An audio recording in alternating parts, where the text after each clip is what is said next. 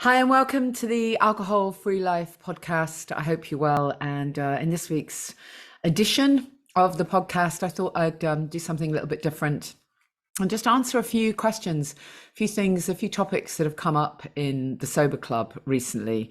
I thought I'd just share my answers with everyone.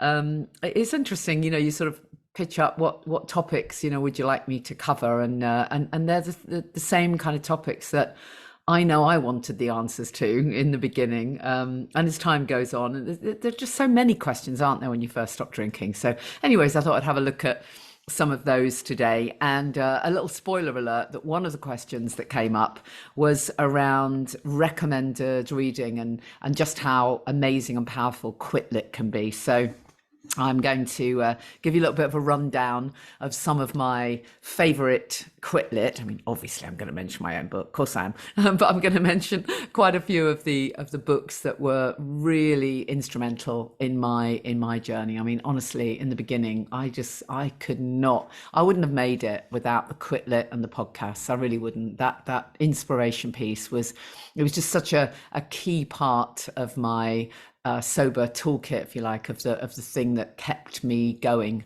in those early weeks. So yeah, little spoiler alert: you're going to get a bit of recommended reading, and obviously there'll be a blog post that goes alongside this podcast, so you can have a look at the stuff I've recommended and click through and buy any that you want. Although I must admit, my reading list isn't up to date. There's been lots more fantastic books since I wrote this, but anyways, it'll give you a start, particularly if you are starting out. Just before I do that, just before I get into it all, just a reminder of some dates.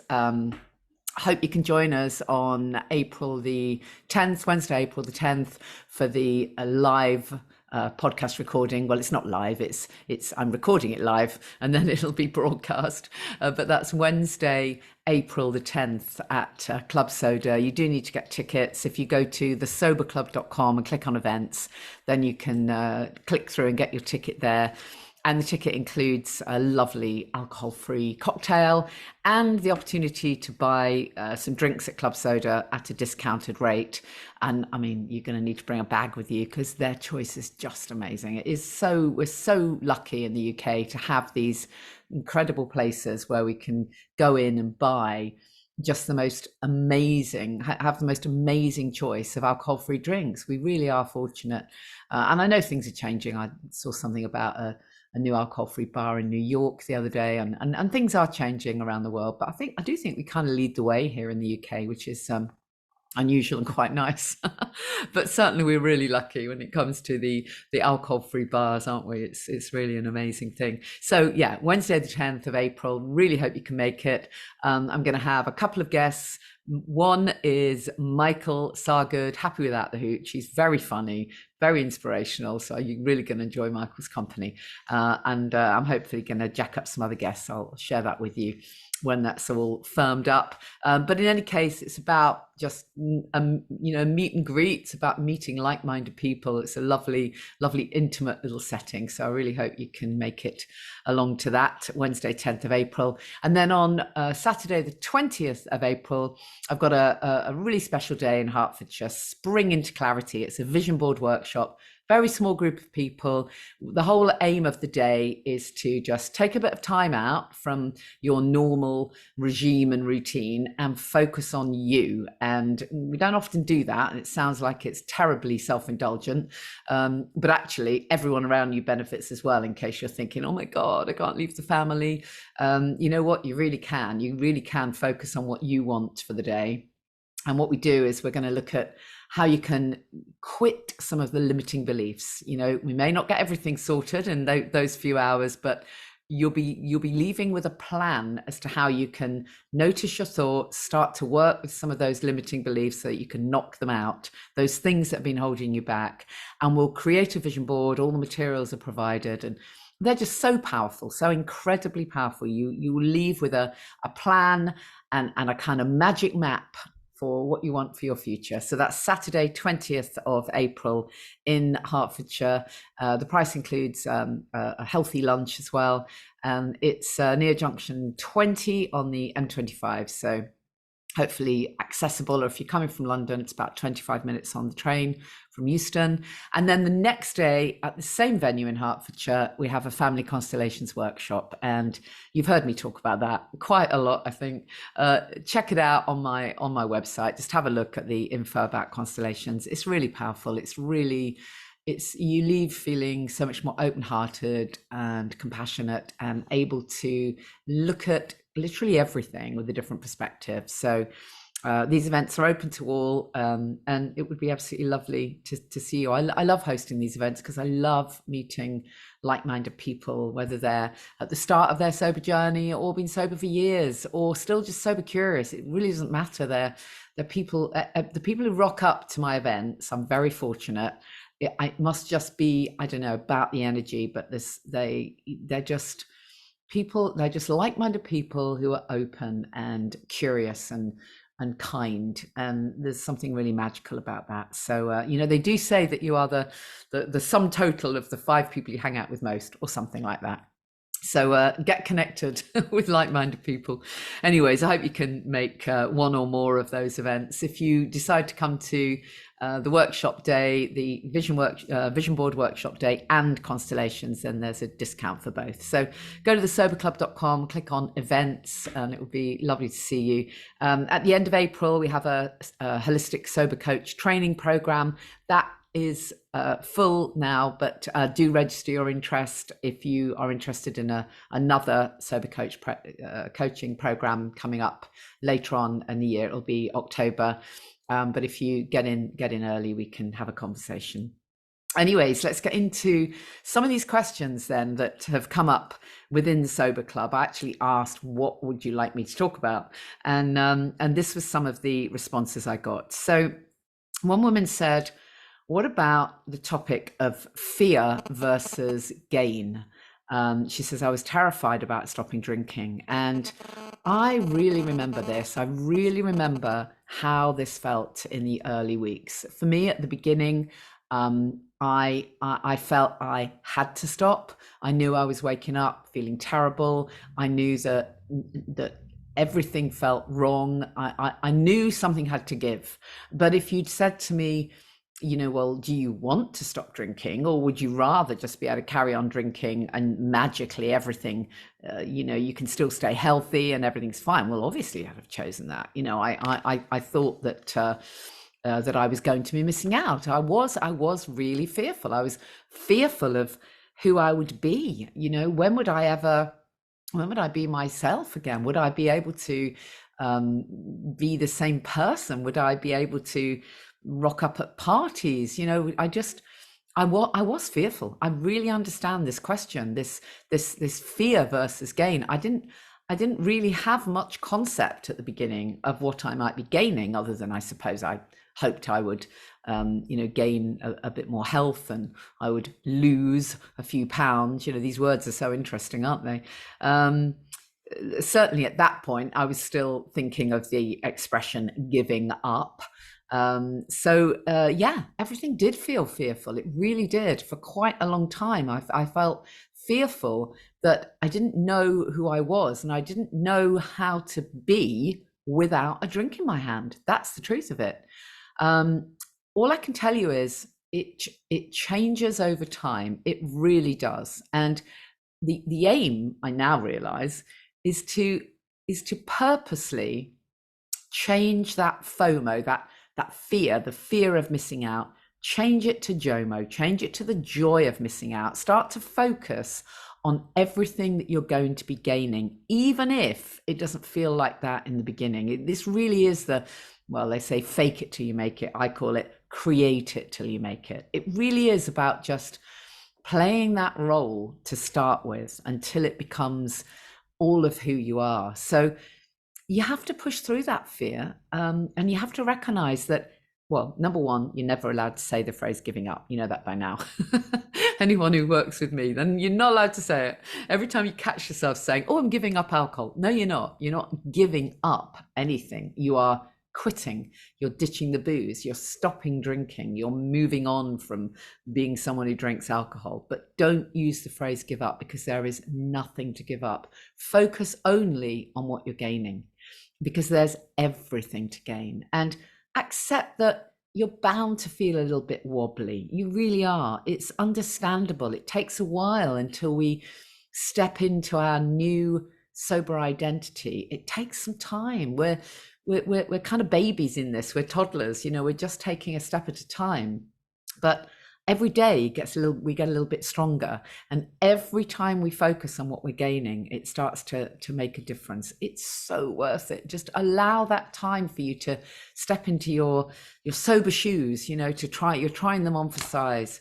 You're literally finding yourself again, a different version of you, a better version of you. I've never met anyone who doesn't like the sober version of themselves. I really haven't.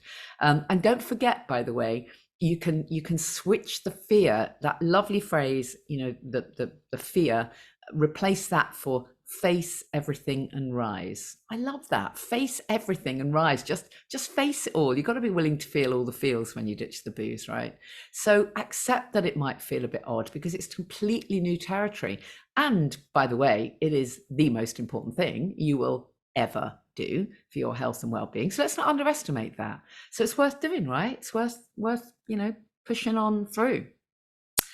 So that's that question. Right, next one is Carol was asking about parties and birthdays and anniversaries, and she said, how do we navigate our own birthday or anniversary or wedding or special event, alcohol or no alcohol on the menu? And then she said, and I thought this was something I hadn't really considered much before. She said, imagine a sober bride and groom surrounded by guests who've drunk too much. What a nightmare. Oh my God, yeah, that's so true, isn't it? That's absolutely true. We really don't want that. We really do not want a situation where it's your party, it's your special day, and those around you are drinking too much and you're not drinking. I mean, God, it doesn't bear thinking about. So, my answer to that was, well, sober weddings are becoming much more popular. I mean, they really are. There are more and more people now offering, you can take a kind of a pop-up bar into a wedding venue and just do a completely alcohol-free wedding. I mean, there's so much choice now. Why would you not?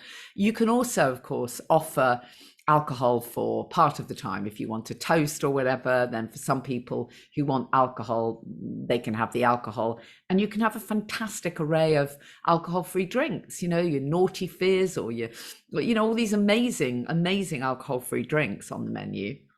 Or what I would do if it were my anniversary or whatever is exactly what I did at my birthday party. I had a birthday party when I was only a few months sober, and I had to agonize over this one. Did I or didn't I serve alcohol? And in the end, because it was winter, I decided to have mulled wine on the menu, and I had one pot of regular mulled wine, which was alcohol, and alcohol-free mulled wine. And then I had a whole array of fantastic alcohol-free cocktails that people could make themselves. So we made some.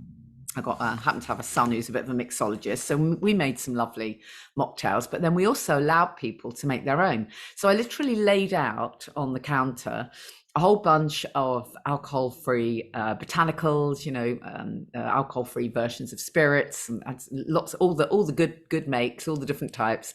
And then I had some really nice mixers and artisan tonics and sparkling water. And then I had like a whole bunch or some little trays with like a pimping station. So I had little slices of lime and lemon and some olives and various herbs, and then a few of those little little umbrellas that you can put in cocktail glasses. And it was really fun. And we had a kind of a little the various shakers and things there, and a little blackboard with some recipes on, and people had great fun. They really enjoyed experimenting, and it was a bit like having their own little cocktail making workshop. And then at the end of the afternoon, I chose an afternoon because I was nervous, actually. That's the truth of it. I was nervous about people being judgmental. I was only about 3 months sober. But so I chose an afternoon. And at the end of the afternoon, people just said, wow, this has been just, I've had the best time. And even people who usually drink had not missed it at all. And interestingly enough, I don't think anyone had the mulled wine. Everyone tasted the alcohol-free mulled wine and absolutely loved it and thought, well, I may as well just drive home. What would be the point of not, you know? So it really is worth doing what you want to do. If it's your party, if it's your anniversary, if it's your wedding, then choose to make it a sober one. Everyone else will cope, for God's sake. You know, why would they not? Obviously, give great choices. That would be, the answer there. Right, next question then is around regrets. Wow, this is something, this is a big one. This comes to that sort of forgiveness piece, doesn't it? A Sober Club member said, how do we get past beating ourselves up about not doing it sooner? How do we get over those regrets? I know we can't change the past, but I wish I'd been alcohol-free for my kids when they were younger. They're young adults now. I wasn't what you'd call a problem drinker, but now I realize how much more present I would have been for them. And in that, my ageism creeps in because I feel like I've wasted so much of my life on the booze elevator, and now I'm frantically trying to make up for lost time. I mean, I really resonate with that question. I could have written it all myself, a few years ago. It's exactly how I feel. Someone else replied and said, yeah, I'm the same. My kids are in their 20s, better late than never. I have a daughter who doesn't drink. I have a son who does. It's a thing for sure.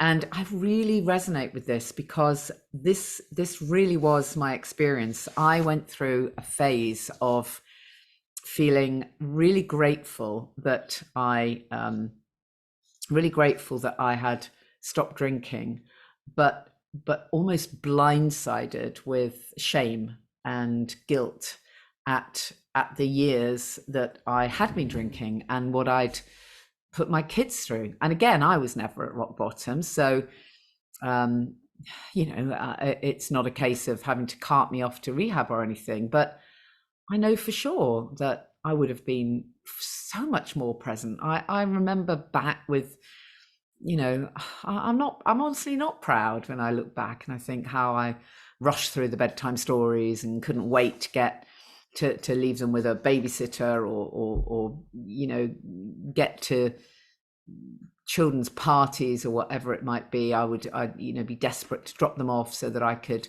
go and get a drink. And I remember seeing other parents who didn't seem to have the same attachment to the booze as I did, and they would stay around. Perhaps they'd go to a children's party, they stay around, they get involved in the activities, and I'd be the one thinking, well, why would you do that if you can drop the kids off and then you can go and have a drink? And oh God, I mean, I feel shame now. I really do. It makes me feel ashamed. But I've worked through that because shame is the lowest vibration. It really is, and it's not good for us to feel in that state. It doesn't change anything. We can't change anything. So my response, to that question is about acceptance. It's about accepting what is. And I talk a lot about constellations. We have another workshop coming up on the 21st of April. But in constellations, we talk a lot about what is. And we talk about this concept that, you can't change what happened to you, whether in childhood or in recent years. We can't change what's happened. We can't go back and change the past. We just can't. But we can change what we've made it mean. So we don't have to hang on to the same meaning. The fact that we've changed it now means that from this point, we can, create a different path, create a different truth. We can start from now to be present for our kids. We can also share with them, by the way, that we are sorry for what's happened in the past. I think actually having that open channel of communication is amazing because let's face it, none of us have had perfect parents. None of us have been perfect parents, but there's far more acceptance and resilience and respect when someone can own up to what's gone on in the past, right? So I really think this one is about acceptance, about accepting that you are where you are and you can move forward now. You can focus on the solution. You can be absolutely assured that you're not going to go back there, and you can start from where you are. And actually that's a very powerful role modeling for your kids, really, whatever age they are, when they see that you've been able to make a change and they see how much happier you are as a result of that. That's actually really powerful. That's probably the best role modeling you can possibly do, because it shows them, okay, you're not perfect. That's real life. But look how you've managed to work through something that was clearly not advantageous for you. It's a good modeling for them, I guess. So that's about forgiveness and acceptance. And we do a lot of work in the Sober Club around self-acceptance, self-love, you can call it that if you want to, self-esteem. It underpins this whole approach, really. It's this well-being through sobriety approach. It's what underpins it all. Anyone can, in inverted commas, stop drinking for a bit. But that isn't really it, is it? It's the everything else. It's the becoming who you really are and actually learning to like yourself. And that does include being able to accept what's gone before and know that from this place, you can form a different, move on a different pathway, really. So what are my other questions? I'm sure I had another one here. Oh yeah. So there was another question around triggering family habits, their stuff, not mine, and the really interesting phenomenon of how we morph into our family members when we're around them as people-pleasing chameleons. One of my Sober Club members said, that's a great phrase. As people-pleasing chameleons, we take on their stuff and then the boundaries can become blurred. Oh, this is a really interesting topic. You're absolutely right. And I've had clients who have been feeling really good, really solid in their sobriety. Everything is starting to feel better. They're starting to focus on their self-care. They're putting themselves first. They're doing all the work. They're staying connected. They've got everything going in the right direction, and then they'll travel home and visit their parents. I mean, these are adults. We're talking about adults here, even perhaps people with their own children. They'll travel back home and visit their parents, and all of a sudden it's like they're a 14-year-old kid again. And they will suddenly, as this question says, they'll kind of morph back into becoming their parents or becoming themselves as a surly child. Take on their stuff, all the boundaries get blurred again. And I've known of several people who have said to me, everything was going so well, and as soon as my dad, who is always a bit negative about me, or as soon as my mum, who always triggers me, presses every button, as soon as she handed me a glass, I just drank it. I didn't want her to feel bad. And then that other line that people will say, oh, I felt bad because my grandmother likes to sit and have a sherry with me, and so I feel bad if I don't. That kind of people-pleasing mentality. And it's an interesting one, and of course it's something that we talk about a lot in family constellations, the way that we try to carry stuff for our parents completely unconsciously. We absolutely do it as children, but even as adults, we try and carry their stuff rather than being able to see quite clearly, this isn't mine to carry. This fear that you have, this dependence on alcohol that you have, this need to sit and drink with me, and it must be a certain drinking my glass. It's your thing, it's not my thing. And we have a real issue sometimes around, well, as this question said, around this comment, how those boundaries get blurred when we are back with our families or with people that we've known for a long time. We can slip back into other versions of ourselves, which are, a lot less than beneficial.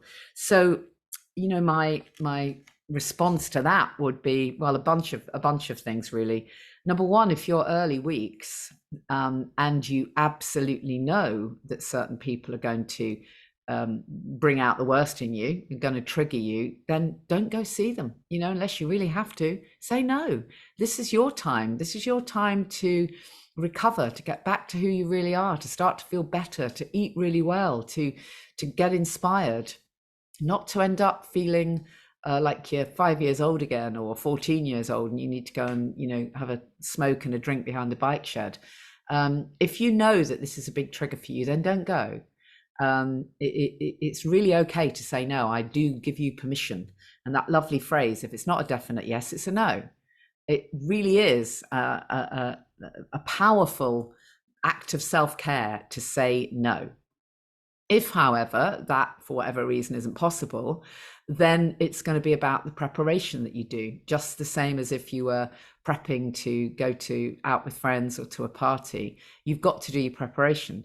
You should, my recommendation would be, give them a heads up that you're not drinking. Be very clear about that, not woolly, very clear. Just, you can do whatever you like. You can fib or you can tell the truth, but either way around, you get the message across.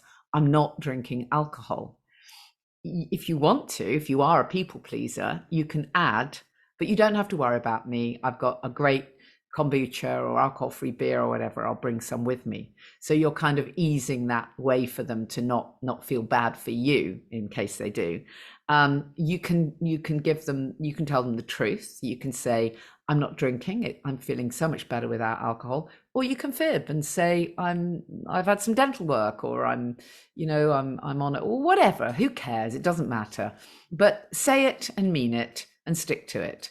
Take your own alcohol-free drinks, even if your family or friends say that they'll get some in. Take your own, absolutely take your own, exactly what you want to drink, and some nice extra snacks or whatever. And then if when you rock up, they kind of have ignored what you've said, I know you said you're not drinking, and that's absolute BS. Here's your favorite, whatever. You just simply brush over it. You don't need to have a hissy fit or go into any kind of details. Just, thanks very much. I'd love a drink. I've got some kombucha. End of. Change the subject. However difficult it is. It really is. This one really is about you putting your boundaries in place. This is the self-preservation piece in the early weeks. So you do whatever it takes.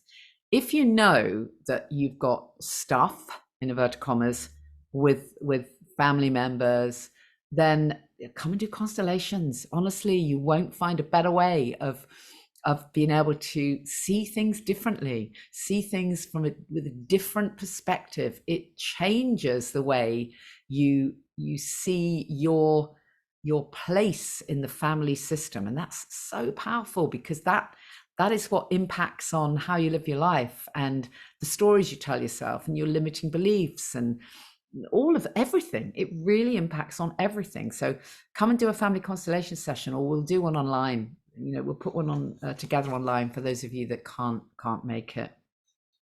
So I hope that answers that question. Were there any more, or are we on to the reading? I think we're on to the reading list. I'm always happy to answer any of these questions, by the way. So just drop me a message. You can find me on social media at Janey Lee Grace. You're very welcome to drop me a message, and I'll do another. I'll answer them on another podcast. So anyways, one of the questions was, as a newbie, I would love to know all the best Quitlet to access. I found out bit by bit from listening to various podcasts. I found Janey Grace. I went on Google, and just love to know a bit more about the list. So I have compiled a recommended reading list, although I must admit I did it absolutely ages ago.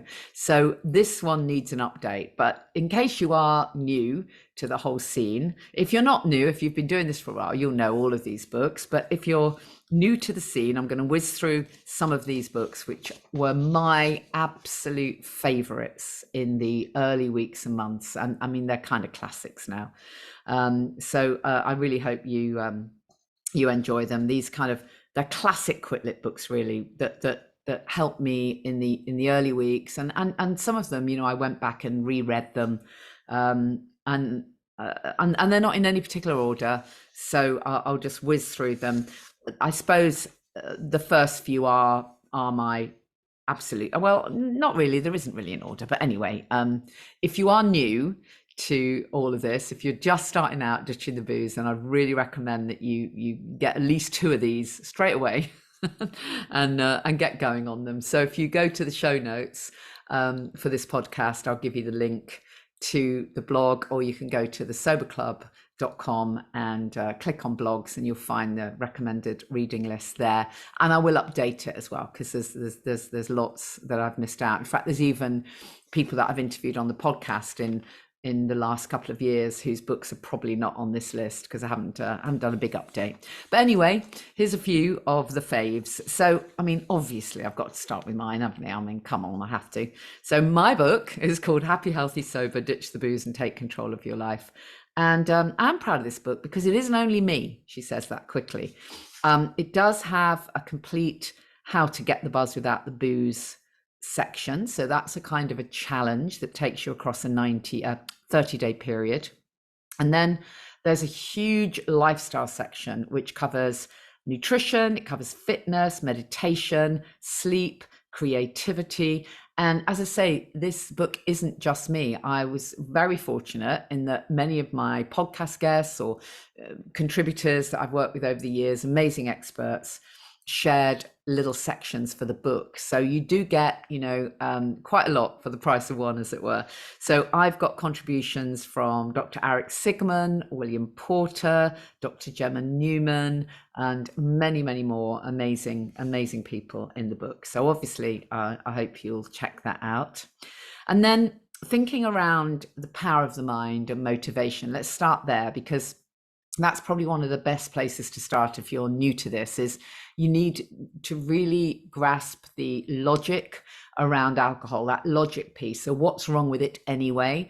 And how can we start to change our mindset? So most of you will have heard of Annie Grace. And of course, This Naked Mind was the one that started it all for Annie. And that's, of course, the title of her podcast as well.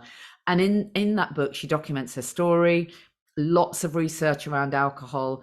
She went back and drank a bottle of wine alone and filmed the experiment. And wow, that was a powerful read.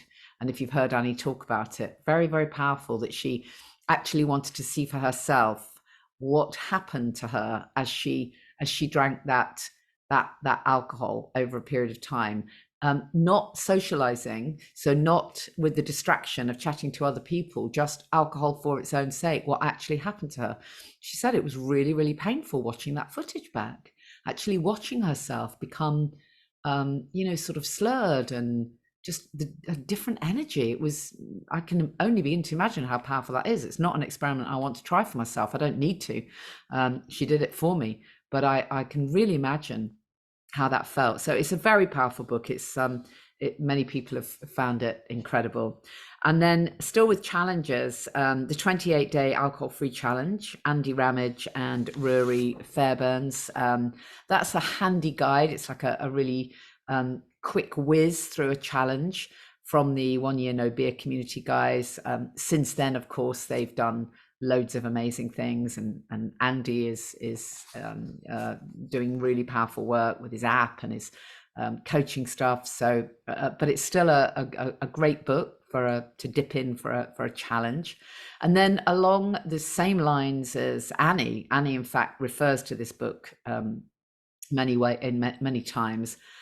Is Jason Vale's Kick the Drink Easily. Now, this was actually the first book that I read. It must be over 14 years old now. It's getting on. It's a hard-hitting kind of NLP book, really, and it's not personal particularly, like Annie's. It's a very powerful look at how you can train your brain to recognize the hold that alcohol has over you. So, Jason's a friend of mine. He tells me that lots of people have read the book while they're on retreat. He has a fabulous retreat center in Portugal, Juicy Oasis, and another in Turkey. Highly recommended, love it. And lots of people have read that book while they've been on retreat and have just given up drinking, just stopped drinking completely, even though they didn't even intend to. They didn't even realize that they were drinking too much. It's just they read the book, it's like, wow, a switch goes on and they stop. And this book was the book that enabled me to stop drinking for a full, I think it was 5 months once. Why did I start again? Well, probably because I thought I'd cracked it, and I didn't have that concept of the joy of sobriety. But as a book to really seal in that logic around alcohol, it's absolutely fantastic. Jason doffs his cap to the next book on the list, which is Alan Carr. So Alan Carr, the Easy Way to Control Alcohol. He also wrote The Easy Way for Women to Stop Drinking. Jason actually worked with Alan Carr, doing clinics for no smoking, and he became an Alan Carr coach, I think, for a while. So it's, again, very powerful book. Nothing personal in there. No fluff, just straight to it. Here's the logic. Here's how you train your brain to recognize that alcohol is not good for you. And then, of course, the book that pretty much everyone listening to this will have heard of, William Porter's Alcohol Explained. So again, William has been on the podcast many, many times, is one of the experts within the Sober Club and one of the experts as part of my Holistic Sober Coach training program. And again, William doesn't do so much the personal stuff. There's not too much persuasive language in William's books. He's used his analytical brain to really look at alcohol, to look at its effects on us, to look at why we drink. And he gives such a fantastic explanation of the addictive quality of alcohol. Very simple, very powerful. So I highly recommend William's books, Alcohol Explained 1 and Alcohol Explained 2, and Diet and Fitness Explained. I mean, that's a great book, a very straightforward approach to our relationship with food and with fitness. He's also done one on Nicotine Explained. So if you're a smoker, have a look at that as well. But do the alcohol piece first. And then moving on to the books around inspiration and encouragement, you know, that logic piece is really important. It really is important to get that embedded. But we know, you know, that lovely phrase, emotions, not logic, inspire action. Actually, we need both. We need the facts about alcohol, but, you know, we also love a personal story, and we also love to be inspired and motivated. And it was reading Claire Pooley's book, The Sober Diaries, that got me started and kept me on the path. And when it started to feel a bit difficult for me, I would remember that book. I'd remember that, you know, Claire had appeared so relatable to me. And so, you know, I went back to it and looked at, well, she had a weak point. I always remember reading about her hideous journey to Cornwall with 3 kids in the car on a, you know, bank holiday or whatever, and kind of arriving and being desperate for a alcoholic drink, which is exactly how I would have been, and overcoming that desperation by finding an alcohol-free beer, and there wasn't even a bottle opener, so she had to crack it against a tree. And I so resonated with that, you know, when that's exactly what it feels like in the early weeks and months. It's like, oh, for God's sake, give me something. And so that relatability, that's the inspirational piece. And it's a hard book to beat. Claire Pooley's book, The Sober Diaries. She realized she wasn't present for her children, not as present as she'd like to be. It started with a blog, Mummy Was the Secret Drinker, which led on to this brilliant book. And the highs and the lows are in there, you know, particularly if you are a parent. You know, there's no doubt that ditching the booze makes you a better parent, no doubt whatsoever. And by the way, Claire has, of course, since written amazing best-selling novels: The Authenticity Project, The People on Platform Number 5, and her new book, which I've been lucky enough to read already. It's so fantastic, you're going to love it. It's called How to Age Disgracefully. And that brings us on beautifully to the other author that I read around the same time as Claire, just after, and interviewed on the podcast. And that is, of course, Catherine Gray. One of the best books I've ever read on any topic. And I really mean that, because Catherine is such an evocative writer. I'm talking about The Unexpected Joy of Being Sober. She takes us through her rock bottom journey, through to her surprise at enjoying sobriety.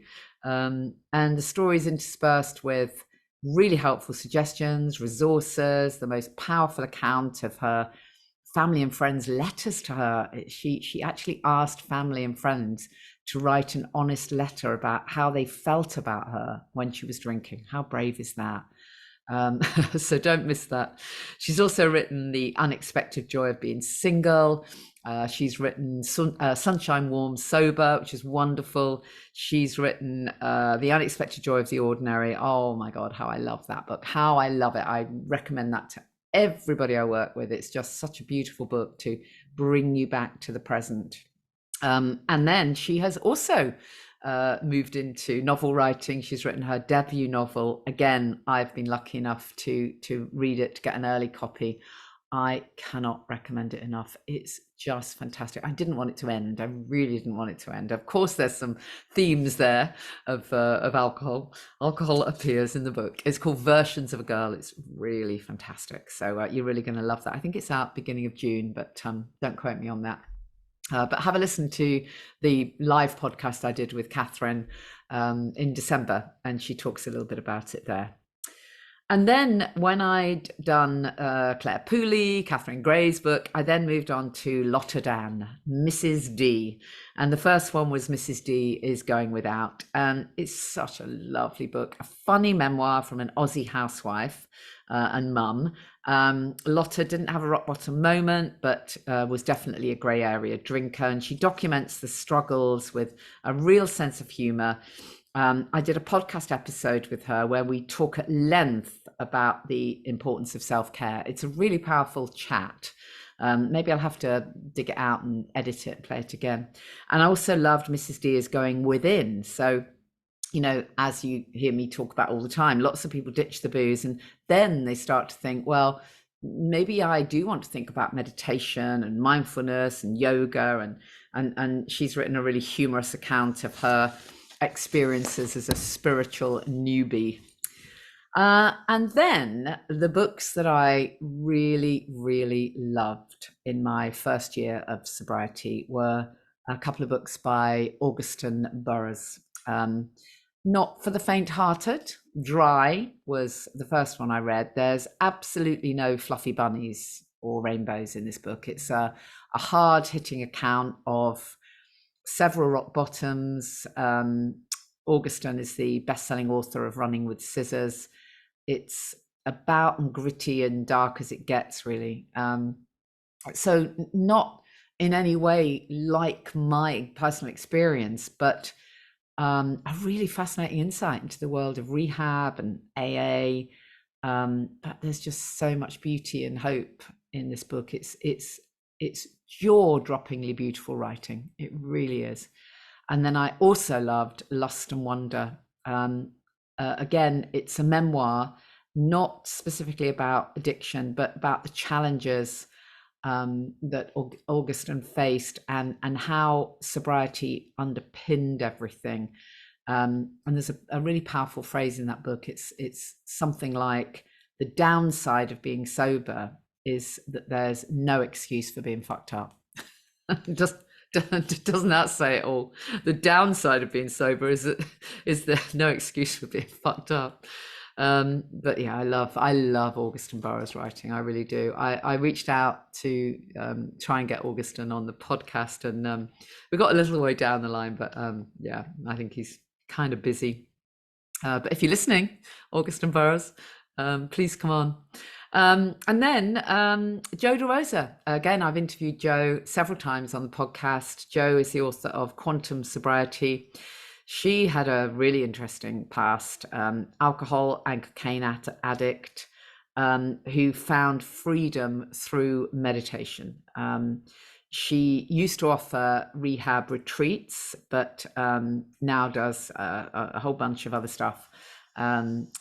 Still very much locked to meditation, yoga, mindset, spirituality. And even if you're very new to spirituality, this book offers really manageable ways of looking at meditation, even if you're brand new to it. Back on memoirs, Lisa Smith's book, Girl Walks Out of a Bar. She was a hotshot lawyer, functioning really well until she wasn't. And then when she finally faced up to the fact that she needed a drink to start the day, she sought help. So again, it's quite a powerful, hard-hitting book. Check out the podcast I did with Lisa. That was a really powerful podcast. And then Ruby Warrington, Sober Curious. What a fantastic title. Originally from the UK, but living in New York. She runs Club Soda NYC, which is not to be confused with Club Soda in the UK. But the book covers mindful drinking and encourages how we can deal with the sober first. So it focuses on, those things that we sometimes come and kind of bite us on the bum, the first sober holiday, wedding, and all the rest of it. Ruby's written other books since as well. Lucy Rocker's book, Glass Half Full, A Positive Journey to Living Alcohol Free. She's written several other books as well, Calling Time on 1 o'clock. And she was one of the first women in the UK to raise the question of whether wine o'clock is a good idea for women. So very powerful in this scene, been going for a long time. And then Sarah Heppeler, Blackout, Remembering the Things I Drank to Forget. So that's another pretty hard-hitting one, a rock bottom to recovery story. And then there's a really beautiful descriptive memoir called The Outrun from Amy Liptrot. I think this book's got its own kind of forum or Facebook group. It's very popular. It's a really it's just a beautiful book. It takes Amy from addiction, the kind of grime and the grunge of her life, and rehab, and she goes from London to the windy wilds of Ireland, and it's so beautifully written. I swear you can actually see into her soul. Rebecca Weller, A Happier Hour. I keep meaning to try to get Rebecca on the podcast. I must do that. It's a light-hearted memoir from another Aussie grey area drinker. And this one talks a lot about how wonderful it is to find joy in choosing not to drink. It's a great title, isn't it? Happier Hour. And then there's Amber Tozer, who wrote Sober Stick Figure.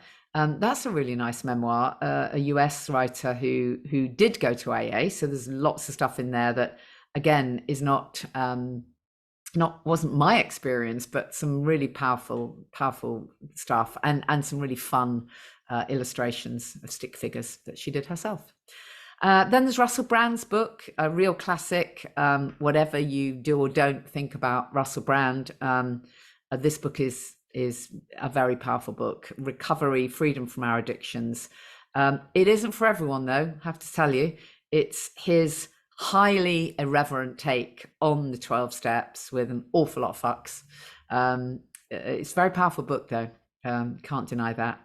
And then to complete this little recommended reads list, which, as I say, is all documented on a blog post, and I'm going to add to it and update it. Jack Trimpe's book, Rational Recovery. I thought the wine witch, the whole idea of the wine witch, the voice in the head, the voice that tells you, oh, go on, have another drink, was a phrase coined in recent years by, sober influencers. But it really isn't. This absolute classic book is by Jack Trimpe, who's a former US social worker who drank heavily for 20 years. And this book came out, I think it was in the 50s. He eschewed AA, he eschewed the whole concept of being powerless, and he formed Rational Recovery, which was all about teaching people how to recognize the addictive voice. It's a big old book. It's a kind of weighty old tome.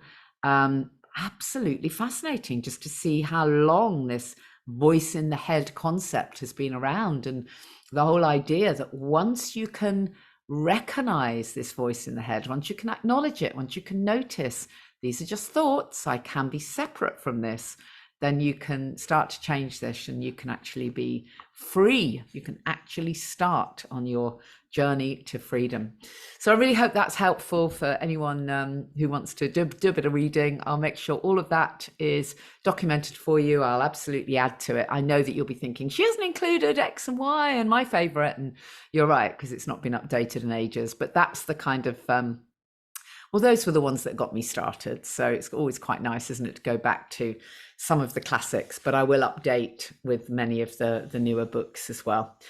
So don't forget, if you've got questions for me, or anyone you'd like me to interview, and this week's been an unusual week, so it's just me wittering at you, but if there's anyone you'd like me to interview on the podcast, just drop me a message at Janey Lee Grace, or you can find me via the Sober Club. If you want support on your journey, join us. It's very inexpensive. It's incredibly high value. I would say that, wouldn't I? But it really is. thesoberclub.com.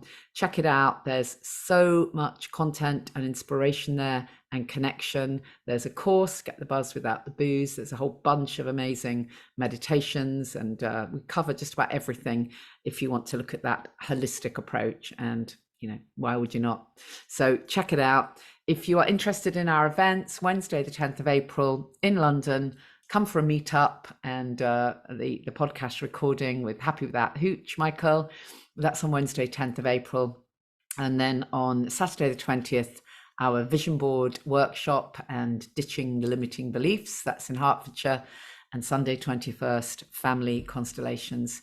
So I really hope I'll see you at some of those. Oh, and we're almost certainly got a Champneys retreat in place, by the way, in Hertfordshire on the 18th and 19th of May. So we'll have those details up very soon on the website, but register your interest if that is something you might be able to come to. It's got 18th and 19th of May at Champneys at Tring in Hertfordshire. So you can always message me if that's of interest. If you're doing this, by the way, give yourself a big hug. Take that from me. I'd love to give you a big hug and say, well done. This is the best thing you'll ever do. Seriously, best thing you'll ever do for your health and well-being. And if you've been sober for absolute years, then give yourself a big hug too, because I'm sure you're dropping little ripples, you're spreading your light as well. And that makes a huge difference. And if you're struggling, reach out. If you don't want to join the Sober Club, just reach out anyway. You know, I'll hold that vision for you. If you send me a message, I'll do my best to reply. So I'll see you same time next week.